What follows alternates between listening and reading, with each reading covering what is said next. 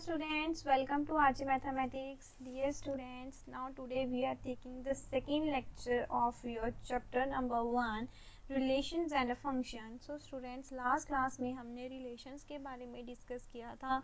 मैंने आपको relations की बेसिक डेफिनेशन बताई थी, मैंने आपको रेंज के बारे में बताया था, मैंने आपको डोमेन और कोडोमेन, यहाँ तक मैंने आपको ये सभी डेफिनेशंस अच्छे से क्लियर करवा दी थी. आई होप आप सभी ने मेरे प्रीवियस वीडियो देखी है. अगर किसी बच्चे ने नहीं देखी तो इस वीडियो से पहले आप प्रीवियस वीडियो देख रहे हो, सो दैट आपको अगर रिलेशंस पता होंगे कि रिलेशन क्या होता है. फिर ही हम आज टाइप्स ऑफ रिलेशन की सेकेंड क्लास है जो आपको अच्छे से समझ आ पाएगी. तो हमारी आज की क्लास है द टाइप्स ऑफ रिलेशन. आज हम पढ़ेंगे कि रिलेशन होते कितने तरह के. देखो, रिलेशन होते हैं रिश्ता. कल हमने पढ़ा था कि मैथ्स में भी रिश्ते होते हैं.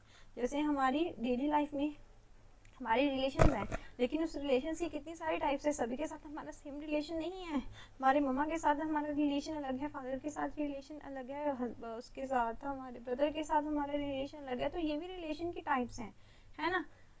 Parenthood, brotherhood. तो सिमिलरली क्या मैथ्स में भी एक ही रिलेशन लगता है या उसकी भी कुछ टाइप्स हैं? So the answer is yes. Mathematics में भी हमारे पास जो रिलेशंस हैं उनकी डिफरेंट टाइप्स जो हैं वो अवेलेबल हैं. आज हम उन्हीं टाइप्स के बारे में पढ़ेंगे कि मैथ्स में कौन कौन सी टाइप्स होती हैं रिलेशंस की. So the first type is your the void relation. Void कह लो, एम्प्टी कह लो, that's up to you. Okay, दोनों में ही मीनिंग इसका सेम है. जो हमारा फर्स्ट रिलेशन है वो है हमारे पास वॉइड रिलेशन, मतलब खाली रिलेशन, खोखला रिश्ता. वाइड और एम्प्टी रिलेशन. बोलते हैं ना कि अब इस रिश्ते में कुछ नहीं बचा, ये तो रिश्ता खोखला बन गया, इसमें कोई प्यार नाम की चीज ही नहीं है. द एम्प्टी रिलेशन मीन्स अब उन इंसान, अब दो पर्सन है, अब उनमें कोई रिलेशन बचा ही नहीं है. दैट मीन्स मैथमेटिक्स में अगर हम कोई दो नंबर्स लेंगे तो मीन्स उनके बीच का जो भी रिश्ता था, प्यार था, वो सब क्या हो गया, खत्म हो गया. अब उनके बीच में कोई रिश्ता नहीं है. अब हम इसको मैथ्स की लैंग्वेज में कैसे लिखेंगे? हम इसको ऐसे लिखेंगे, a relation R in a set A. Suppose कर लो मैं कोई ए सेट ले रही हूँ, I am taking any set A, मैं इसके ऊपर डिफाइन कर रही हूँ कोई रिलेशन आर. सो क्या बोलोगे? A relation R in a set A is called void relation. हम इसको void relation कब बोलेंगे? Is called void relation if no element of A is related to any element of A. If no element of A is related to no element of A is related to any element of A is related to any element of A. इसका मतलब क्या हुआ कि ए set के बीच में, मान लो आपका ये एक ए सेट है, इसमें बहुत सारे एलिमेंट्स हैं, X Y Z P Q and so on, बहुत सारे एलिमेंट्स हैं. एक्स का no element of is related to any. X का ना वाई के साथ कोई रिलेशन है, सॉरी बिलोंग नहीं लगाना. एक्स का ना वाई के साथ कोई रिलेशन है, ना एक्स का जेड के साथ कोई रिलेशन है, ना एक्स का रिलेशन हमारे पास पी के साथ है, ना किसी के साथ किसी का भी रिश्ता इस सेट में नहीं है. तो अगर किसी का किसी के साथ कोई रिश्ता ही नहीं है तो मीन्स उन दोनों में कोई रिलेशन ही नहीं है. तो ये जो आप रिलेशन किसी सेट के एलिमेंट पर डिफाइन कर रहे हो, ऐसा सेट जिसके एलिमेंट्स में ही कोई रिश्ता नहीं है, तो ऐसे रिलेशन को आप क्या बोलोगे? Void relation. मीन्स कि ये एम्प्टी रिलेशन है, ये खोखला रिलेशन है, वॉइड है, इसमें किसी भी एलिमेंट का किसी के भी साथ कोई भी रिश्ता नहीं है. Okay, now moving to the next definition, the next type of relation, that is okay. रुको, सबसे पहले हम इसकी एक एग्जांपल भी कर लें फिर. अच्छा, आप बोलोगे मैम ऐसी कौन सी एग्जांपल है? आप हमें समझाओ कि ऐसा कौन सा सेट हो सकता है जो कि एम्प्टी रिलेशन में. देखो, मैंने एक ए सेट लिया, इसमें मैंने आपको लिख दिया ये सेट है हमारे पास all students in girls school. मैंने एक लड़कियों का स्कूल लिया, गर्ल्स स्कूल. वहाँ पर जितने भी बच्चे हैं उनके नेम का मैंने एक सेट ले लिया ए. ठीक है, गर्ल्स हैं उस स्कूल में, गर्ल्स स्कूल में गर्ल्स ही होंगी. अब मैं आपको रिलेशन बताऊँ, इज ब्रदर ऑफ. रिलेशन में लगा रही हूँ इज ब्रदर ऑफ. अब ब्रदर ऑफ वाला मेरा रिलेशन है. सेट के एलिमेंट्स क्या हैं? अब ए में एलिमेंट्स में क्या होगा? अब इस स्कूल में देखो, ये गर्ल्स स्कूल है तो इसमें सभी क्या होंगी, गर्ल्स ही होंगी, स्कूल में तो सभी गर्ल्स होंगी। और एक गर्ल का किसी गर्ल के साथ अगर इसका मैं एलिमेंट उठा लूँ, एक गर्ल उठा लूँ यहाँ से, ठीक है, जिसको लिख लो G1, एक यहाँ से गर्ल ले ली हमने G2, अब इनके बीच में रिलेशन लगा रहे हो ब्रदर ऑफ का, क्या ये पॉसिबल है? क्या एक गर्ल दूसरी गर्ल का ब्रदर हो सकती है? No, that's not possible. आप जो सी मर्जी गर्ल्स को उठा लो इस सेट ए में से, जितनी मर्जी गर्ल्स को कंसिडर कर लो, कोई भी एक गर्ल दूसरी गर्ल का ब्रदर हो ही नहीं सकती। That's not possible. That means ये जो रिलेशन है ये इस सेट के एलिमेंट्स के ऊपर डिफाइन ही नहीं होगा। अगर डिफाइन ही नहीं होगा तो ये जो हमारा रिलेशन है फिर वो कैसा बन जाएगा, एम्प्टी रिलेशन। सो जो आपका ये रिलेशन आ रहा है ये क्या है, एक आपके पास एम्प्टी रिलेशन है या फिर आपके पास एक वॉइड रिलेशन है। ओके, क्या है, या तो एम्प्टी है या फिर आपके पास वॉइड रिलेशन है। Okay, now moving to the next type which is universal relation. Universal relation का मीन मतलब क्या हुआ, अब इसमें हर एक एलिमेंट का किसी ना किसी के साथ रिलेशन होगा ही होगा, कोई भी एलिमेंट ऐसा नहीं होगा जिसका किसी के साथ रिलेशन ना हो। So relation R is called universal. ये कब होगा, इफ ईच एलिमेंट, कब, ईच मतलब हर एक element of A is related to हर एक एलिमेंट, वो उसका रिश्ता है सभी एलिमेंट्स के साथ, is related to every element of A. ठीक है, तो ऐसे सेट को हम क्या बोलते हैं, ऐसे रिलेशन को हम क्या बोलते हैं, यूनिवर्सल रिलेशन। देखो जैसे अब मैं एक एग्जांपल ले लूँ आपको पास, अगर मैं एक एग्जांपल बताऊं, कोई भी दो ह्यूमन बीइंग ले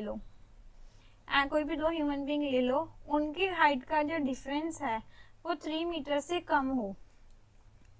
क्या ले रहे हैं हम, the difference between the height of any two living human beings is less than 3। सब इसमें तो सभी आ जाएंगे, है ना।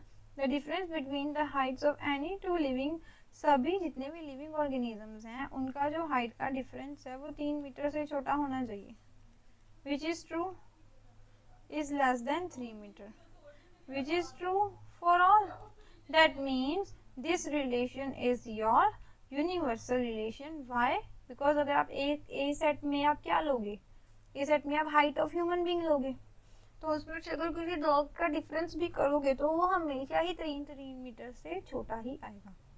तो दैट केस में ये जो अब आपकी प्रॉपर्टी है ये तो सभी एलिमेंट्स पर एप्लीकेबल है, इस वजह से जो ये रिलेशन है वो आपका क्या बन जाएगा, it's a universal relation. Now moving to the next type of your relation, that is the third type is identity relation। what is it, identity। मैंने आपको पिछली क्लास में भी बोला था identity का मतलब होता है itself। जैसे मेरी खुद की आइडेंटिटी है, आपकी एक अपनी आइडेंटिटी है। आपकी आइडेंटिटी मीन्स आपकी जो कैरेक्टरिस्टिक्स है वो आपकी ही है, हर एलिमेंट यूनिक है। आइडेंटिटी रिलेशन क्या होता है, उसको हम ऐसे डिफाइन करते हैं आई के साथ। अगर मैं किसी ए सेट के ऊपर डिफाइन कर रही हूँ तो उसके यहाँ पर मैं ए लिख दूंगी, विच इज इक्वल टू, इसमें हमारे पास कौन से एलिमेंट होंगे, देखो एक्स का एक्स के साथ ही रिलेशन होगा for any X belongs to A. That means अगर मैं ए सेट में एलिमेंट्स लूँ 1 2 3 4, और अगर 1 का सिर्फ 1 के साथ ही रिलेशन बन रहा है, 2 का 2 के साथ ही है, 3 का 3 के साथ रिलेशन है, 4 का 4 के साथ है, तो ये जो हमारे पास रिलेशन होगा ये कैसा होगा, आइडेंटिटी रिलेशन। दैट मीन्स इसमें सेम एलिमेंट का खुद के साथ ही रिश्ता है, 2 का भी 2 के साथ ही है, 3 का 3 के साथ ही है, 4 का 4 के साथ ही है। तो ये कौन से रिलेशंस हो गए हमारे पास, आइडेंटिटी रिलेशन। अब हम नेक्स्ट पढ़ेंगे इनवर्स रिलेशन के बारे में। इनवर्स का मतलब क्या होता है, उल्टा। अगर मीन्स एक्स का किसी एक इंसान का दूसरे इंसान के साथ अगर जो रिश्ता है तो सेकंड पर्सन का फर्स्ट के साथ उसका इनवर्स रिलेशन उल्टा रिश्ता होगा। जैसे अगर मैं बोलूँ 2 3 से छोटा है तो लेस देन का उल्टा क्या होगा, ग्रेटर देन। तो 3 2 से ग्रेटर है, yes it is true. So this kinds of relation को हम इनवर्स रिलेशंस बोलते हैं। ठीक है, हम इसको कैसे लिखेंगे, हम इसको ऐसे डिफाइन करेंगे कि अगर हमारे पास कोई रिलेशन है, if for any x and y belongs to a, हमारे पास x और y के बीच में कोई रिलेशन r एग्जिस्ट करता है, देन हमारे पास क्या होगा, एक r इनवर्स रिलेशन भी होगा। जैसे अगर r सेट में हमारे पास x, y है, for all X Y belongs to a, then r inverse में मेरे पास ये एलिमेंट्स उलट जाएंगे। y का x के साथ रिलेशन आएगा, वेर ये दोनों किसके साथ बिलोंग कर रहे हैं, एलिमेंट्स तो a में से ही आ रहे हैं। मीन्स अगर x का y के साथ रिलेशन कुछ r है तो y का x के साथ उस r का उल्टा रिलेशन होगा, इनवर्स रिलेशन होगा। ठीक है, एक एग्जांपल के साथ हम इसको अच्छे से क्लियर करेंगे। जैसे अब आपको मैं बोलूँ, जैसे अब मैं आपको बोलूँ, मैंने एक ए सेट लिया, ए सेट लिया, उसके ऊपर मैंने मैंने नाम लिख दिया रोहन, यहाँ पर मैंने लिख दिया श्याम। अब यहाँ पर मैंने रिलेशन लगाया फादर ऑफ का, किसका लगाया, फादर ऑफ का। That means Rohan related to Shyam, relation है फादर ऑफ का। इसका मतलब क्या हुआ, Rohan is the father of Shyam, Rohan is the father of Shyam. According to definition एक आर इनवर्स एग्जिस्ट करता है जिसमें एलिमेंट्स उलट जाते हैं।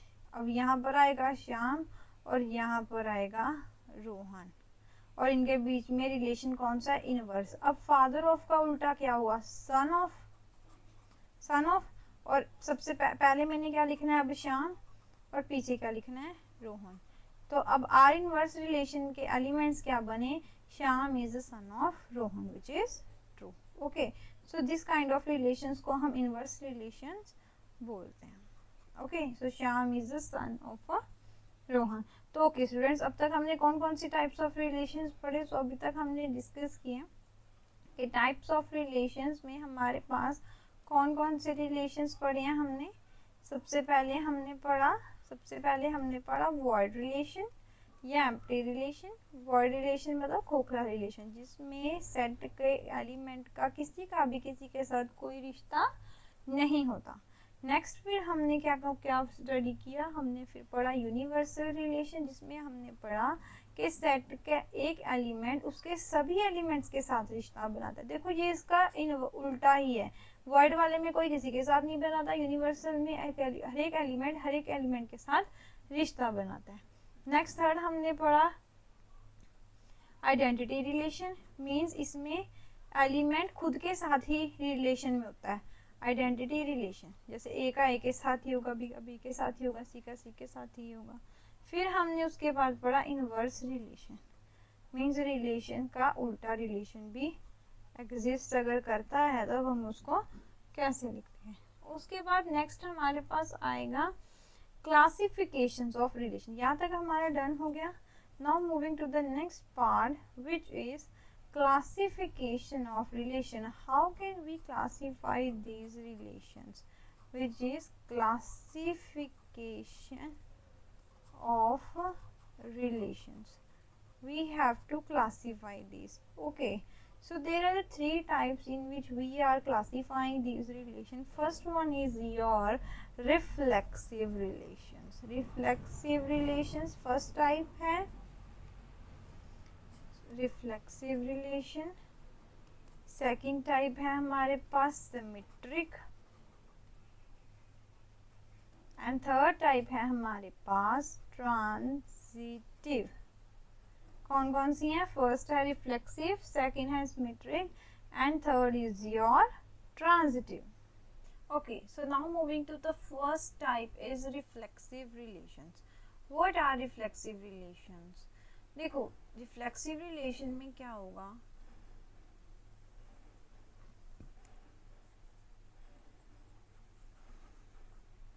रिफ्लेक्सिव रिलेशन देखो मैं सिमिलरली ए सेट ले रही हूँ, कोई मैंने ए कोई भी सेट कंसीडर किया।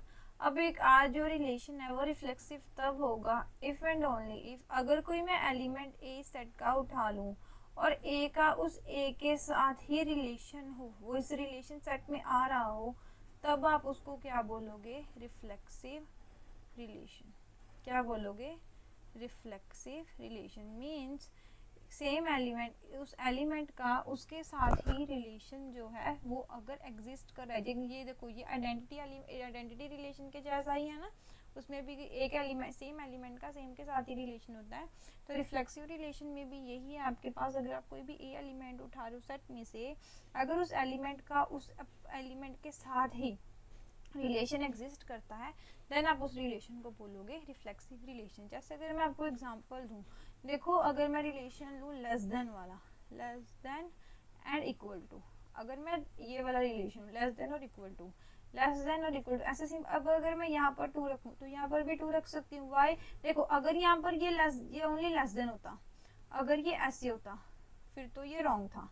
यहाँ पर एक इक्वलिटी का साइन भी तो है, मीन्स ये दोनों एलिमेंट्स एक दूसरे के इक्वल भी होंगे या लेस देन होंगे, बट इक्वल तो है, तो दैट मीन्स 2 का 2 के साथ ये रिलेशन एग्जिस्ट कर जाएगा। सिमिलरली 3 का 3 के साथ भी कर जाएगा। सिमिलरली कोई आर्बिट्ररी x ले लूँ तो x के साथ भी एग्जिस्ट कर जाएगा। तो जो ये आपका रिलेशन है, ये लेस देन और इक्वल टू वाला जो ये रिलेशन है आपके पास, ये जो रिलेशन है ये हमारा कौन सा रिलेशन है, this is your reflexive relation. कौन सा रिलेशन है, reflexive relation. Okay, so now moving to the symmetric relation. What is a symmetric relation? देखो symmetric की सिंपल सा मीनिंग ये होता है कि अगर किसी एक एलिमेंट का दूसरे के साथ रिलेशन है, symmetric relation मीन्स अगर ए का बी के साथ कोई रिश्ता है तो बी का ए के साथ भी रिश्ता होगा। ये होता है हमारे पास सिमेट्रिक की डेफिनेशन। विच मीन्स देखो अब इसमें मैं क्या करूँ, ए सेट में से मैंने कोई 2 एलिमेंट्स उठा लिए A1 और A2 जो इस ए को बिलोंग कर रहे हैं। सिमेट्री का मतलब ये होगा अगर A1 का A2 के साथ रिलेशन एग्जिस्ट कर रहा है, ये बिलोंग्स टू आर का मतलब यही होता है कि A1 रिलेटेड टू A2 है, देन इसका इनवर्स A2 A1 भी के बीच में भी जो है ये A1 A2 का जो रिलेशन है वो भी आपका R में एग्जिस्ट करना चाहिए। ओके, अगर A1 का A2 के साथ जो रिलेशन है तो वही रिलेशन A2 और A1 में भी होना चाहिए। ऐसे रिलेशन को हम क्या बोलेंगे, सिमेट्रिक रिलेशन। आप बोलोगे ma'am please give an example, example से समझाओ कि ऐसा कैसे हो सकता है। हमने आपको पीछे ये नहीं कंफ्यूज होना कि अगर ए का बी के साथ है तो उसका उसके साथ इनवर्स चला जाएगा। इनवर्स रिलेशन वाली अलग एग्जांपल थी, लेकिन यहाँ पर कुछ ऐसे सेट्स होते हैं, ऐसी कंडीशंस होती हैं जिसमें अगर जो रिलेशन ए का A1 का A2 के साथ है तो A2 A1 के साथ भी वही होगा। जैसे देखो मैं यहाँ पर एक आपके पास 2 परपेंडिकुलर लाइंस ले लूँ, ये मैंने क्या कर दी, 2 परपेंडिकुलर लाइंस ले ली।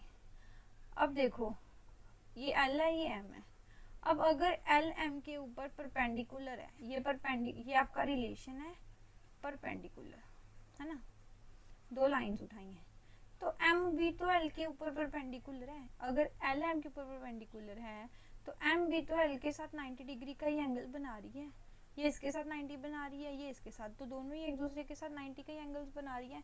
तो अगर L M के परपेंडिकुलर तो M भी L के परपेंडिकुलर। देखो अगर A1 A2 में जो रिलेशन है A2 A1 में भी सेम ही रिलेशन है, तो ऐसे रिलेशन को आप क्या बोलोगे, we will simply call it as symmetric relation।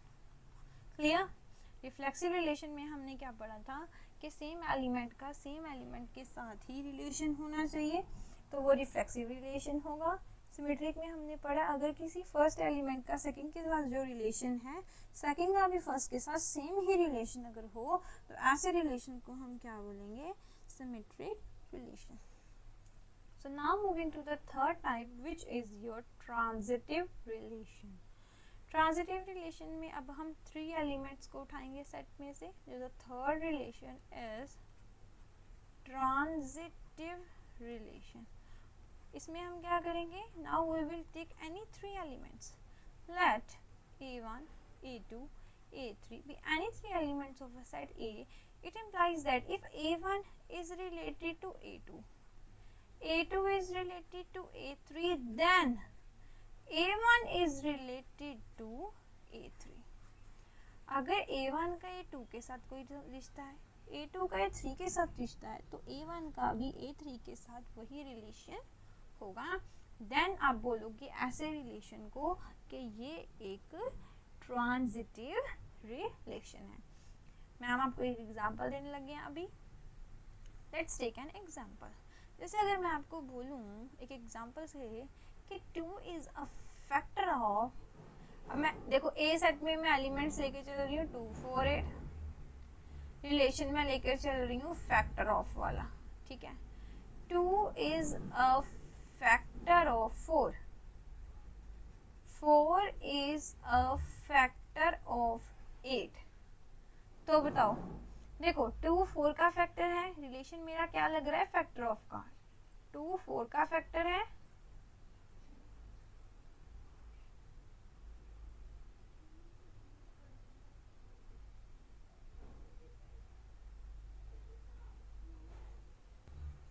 Okay.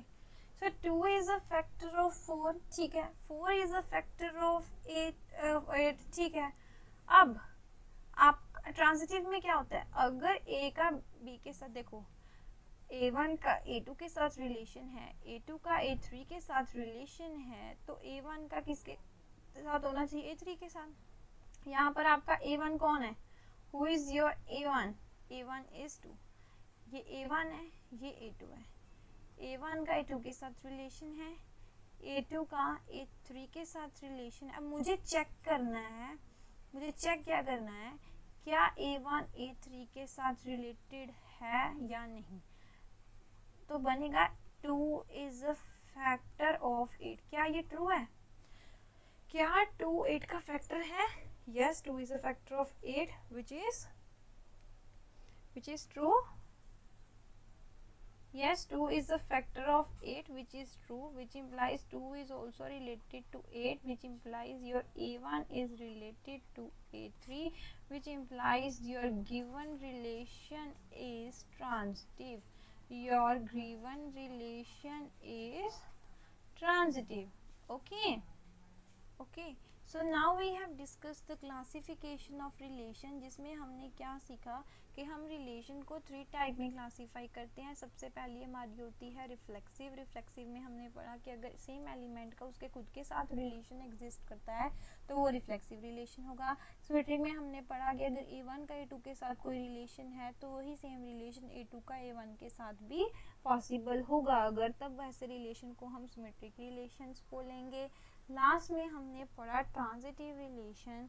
Transitive का मतलब क्या होता है कि अगर किसी A1 का A2 के साथ कोई रिलेशन है, A2 का A3 के साथ कोई रिलेशन है, देन A1 का A3 के साथ भी सेम रिलेशन अगर एग्जिस्ट कर जाए तो ऐसे रिलेशन को आप बोलोगे ट्रांजिटिव रिलेशन, ओके ओके। अब हम आगे पढ़ेंगे अबाउट एंटी सिमेट्रिक रिलेशंस। अब एंटी सिमेट्रिक क्या होगा, एंटी मीन्स उल्टा हो जाएगा, सिमेट्रिक का उल्टा, सिमेट्रिक का इन्वर्स क्या होगा। देखो एंटी सिमेट्रिक में क्या होगा हमारे पास, नेक्स्ट एक टाइप है हमारे पास anti symmetric relations, anti symmetric relations. अब एंटी सिमेट्रिक में क्या होगा, देखो सिमेट्रिक में क्या पढ़ा था हमने, सिमेट्रिक में क्या पढ़ा था अभी सिमेट्रिक में क्या पढ़ा था कि अगर A1 का A2 के साथ रिलेशन एग्जिस्ट करता है तो A2 का A1 के साथ भी रिलेशन एग्जिस्ट करेगा। एंटी में उसका उल्टा है, इसका मतलब क्या होगा, अगर A1 और A2 का आपस में रिलेशन एग्जिस्ट करता है, okay, if A1 A2 is related to R, so if A1 and A2 is related to R, means if they are having a relation R, if they are belonging to the relation set R and A2 A1 is also belongs to R, then A1 is equals to A2, तो A1 A2 के equal ही होना चाहिए। अगर ये condition हमारे पास satisfy हो जाती है तब हम बोलेंगे कि हमारा जो गिवन रिलेशन है वो क्या है, एंटी सिमेट्रिक रिलेशन है। Next students, we are moving to the equivalence relations. What are these? We are moving to your equivalence relations. Equivalence relations. Okay. अब इक्विवेलेंस रिलेशन में क्या है, जितने आपने 3 पढ़े हैं, अगर आपको न्यूमेरिकल आ जाए कि आपको बताना है कि जो गिवन रिलेशन है वो इक्विवेलेंस है या नहीं, तो आप क्या करोगे, जो मैंने आपको 3 रिलेशंस पढ़ाए हैं कौन कौन से, आप सबसे पहले रिफ्लेक्सिव चेक करो, आप उसके बाद सिमेट्रिक रिलेशन चेक करो, फिर उसके बाद आप ट्रांजिटिव चेक करो। अगर ये तीनों के तीनों रिलेशन सेटिस्फाई हो गए तो आपका गिवन रिलेशन क्या होगा, इक्विवेलेंस रिलेशन होगा। तो गिवन रिलेशन क्या होगा students, it will be your equivalence relation. लेकिन अगर इन तीनों में से कोई भी एक रिलेशन नहीं सेटिस्फाई हुआ तो आपका गिवन रिलेशन जो है वो इक्विवेलेंस रिलेशन काउंट नहीं होगा। तो इक्विवेलेंस रिलेशन को चेक करने के लिए हमें कौन कौन से रिलेशंस को चेक करना है, कौन कौन से रिलेशंस को हमें चेक करना है। सबसे पहले हम चेक करेंगे रिफ्लेक्सिव रिलेशन, सबसे पहले चेक करेंगे रिफ्लेक्सिव रिलेशन, उसके बाद हम चेक करेंगे symmetric relation, we will check the symmetric relation, and at the last we will check your transitive relation. अगर ये सभी रिलेशन सेटिस्फाई हो गए, if all these will be satisfied, तब आप बोलोगे कि जो गिवन रिलेशन है वो एक इक्विवेलेंस रिलेशन है, अदरवाइज वो इक्विवेलेंस रिलेशन नहीं है। Okay okay, so now I am taking example so that कि आपको इक्विवेलेंस रिलेशन अच्छे से क्लियर हो जाए कि क्या ऐसी पॉसिबिलिटी है कि कोई एक ऐसा रिलेशन हो जिसमें ये सभी कंडीशन ही सेटिस्फाई हो जाए। देन यस, ऐसी पॉसिबिलिटी है। मैं आपको एक एग्जाम्पल लेकर चल रही हूँ। यहाँ पर we are taking an example.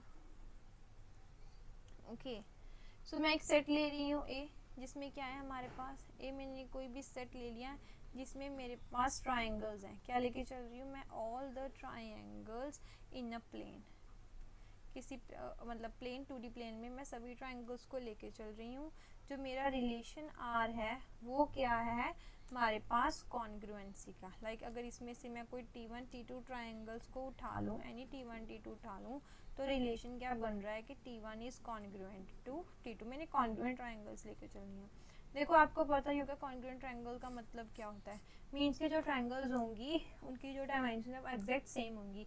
जैसे अगर मेरे पास कोई एक ये ट्राइंगल है और मेरे पास एक दूसरी ट्राइंगल है, ये कॉन्ग्रुएंट तब होंगी अगर मैं इस ट्राइंगल को यहाँ से उठाकर इसके ऊपर प्लेस कर दूँ, यहाँ पर प्लेस कर दूँ, तो प्रॉपरली ये क्या कर ले, उसको कवर कर ले। कोई भी कोना इसका ऐसा ना हो जो अनकवर्ड बचे, उसको प्रॉपरली कवर कर ले। ऐसे ट्राइंगल्स को हम क्या बोलेंगे, कॉन्ग्रुएंट ट्राइंगल्स। ओके, तो हमारा रिलेशन ये कॉन्ग्रुएंसी का ही है। सबसे पहले आपको क्या चेक करना है, सबसे पहले हमें ये चेक करना है कि क्या ये रिफ्लेक्सिव है, इज इट रिफ्लेक्सिव। तो रिफ्लेक्सिव में मैंने आपको क्या बोला था, सबसे पहले हम क्या चेक करेंगे, रिफ्लेक्सिव। रिफ्लेक्सिव में मैंने क्या बोला था कि कोई भी एलिमेंट उठा लो ए का, उसका ए के साथ ही रिलेशन होना चाहिए। अब यहाँ पर ए की बजाय एलिमेंट क्या है, कोई T1 ट्राइंगल, मतलब T1 का T1 के साथ ही रिलेशन होना चाहिए। मतलब क्या T1 T1 की कॉन्ग्रुएंट होगी, then answer is yes. Why, क्योंकि हमने ज्योमेट्री में पढ़ा है दैट एवरी ट्राइंगल, हर एक जो भी ट्राइंगल होती है वो खुद के तो कॉन्ग्रुएंट होगी ना।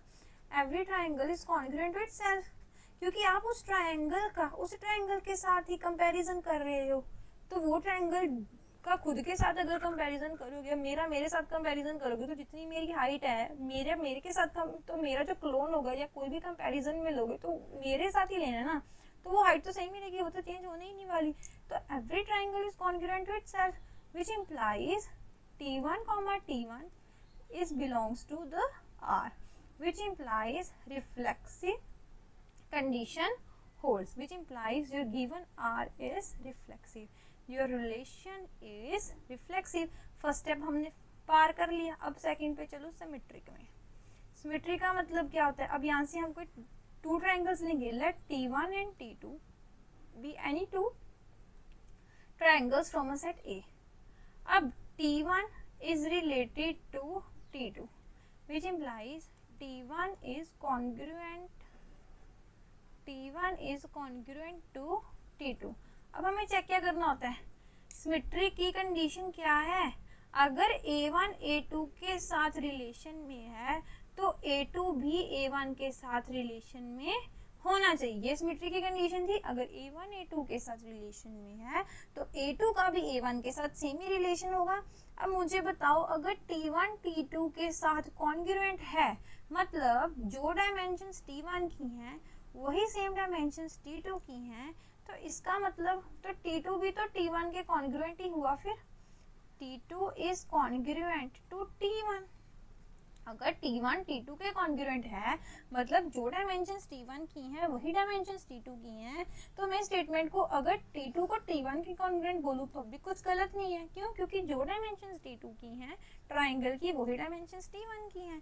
दैट मीन्स हमारा जो सिमेट्रिक रिलेशन है वो भी यहाँ पर क्या कर जाएगा, एग्जिस्ट कर जाएगा। Which means your symmetric relation is also exist. Why? Because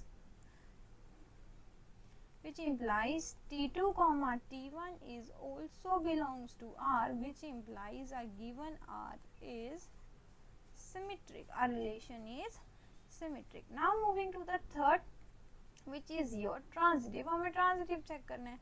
अब देखो, T1 is congruent to T2. T1 किसी T2 ट्राइंगल के कॉन्ग्रुएंट है, मीन्स इन दोनों की डायमेंशन सेम है। T2 कॉन्ग्रुएंट है किसी थर्ड की, कॉन्ग्रुएंट टू T3, मीन्स जो इसकी डायमेंशन है वो इसकी डायमेंशन है। अब क्या मैं यहाँ पर लिख सकती हूँ कि T1 is congruent to T3? Yes, it's possible, क्योंकि आप कॉन्ग्रुएंसी लेके चलो। देखो T1 T2 का मतलब, अगर T1 की डायमेंशंस, अगर हमारे पास ये T1 की डायमेंशंस मान लो ये हमारे पास T1 ट्राइंगल है, यहाँ पर मेरे पास एक T2 ट्राइंगल है और यहाँ पर मेरे पास एक T3 ट्राइंगल है। ठीक है, अब मैं बोल रही हूँ कि ये इसके इक्वल है। अगर ये इसके इक्वल है, कॉन्ग्रुएंट है, तो मीन्स इसकी डायमेंशन सेम होंगी, और ये इसके कॉन्ग्रुएंट है मतलब ये इसके इक्वल है। अब अगर ये तीनों आपस में इक्वल है तो ये वाला ट्रायंगल भी तो इस ट्रायंगल के इक्वल आ ही जाएगा, which implies that T1 is also congruent to T3, which implies T1 T3 is also belongs to the set given relation set R, which implies R is transitive. So देखो तीनों condition satisfy होगी, reflexive भी आ गया, symmetric भी आ गया, transitive भी आ गया। तो एट द लास्ट हम क्या लिख सकते हैं, that R is an equivalence relation.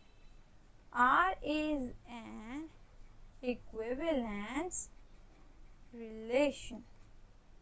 Okay, so students, we are done for our today session. Okay, आज हमने अपना आज का काम सारा कंप्लीट कर लिया, बाकी हम नेक्स्ट क्लास में पढ़ेंगे। अगर आपको मेरी वीडियोस हेल्पफुल लग रही हैं then please do like, share and subscribe my channel and please press the bell icon just to get all the notifications. Okay students, मैंने आपको पहले भी बताया था ये हमारा फ्री सेशन कोर्स है जिसमें हम NCERT और आपकी बेसिक डेफिनेशंस को कवर करेंगे। अगर आप हमारे साथ आपकी जो रेफरेंस बुक्स हैं उनकी स्टडी करना चाहते हो, हमारे टेस्ट सीरीज़ जो है उसको ज्वाइन करना चाहते हो, हमारे साथ जो प्रीवियस ईयर क्वेश्चन पेपर्स हैं मैं उसको सॉल्व करवाती हूँ, ऑल्सो सॉल्यूशंस प्रोवाइड करवाती हूँ। अगर आप ये सब कुछ हमारे साथ ज्वाइन होना चाहते हो then please do comment, please drop a message in the comment box so that we can contact you. Okay, thank you for watching, bye bye.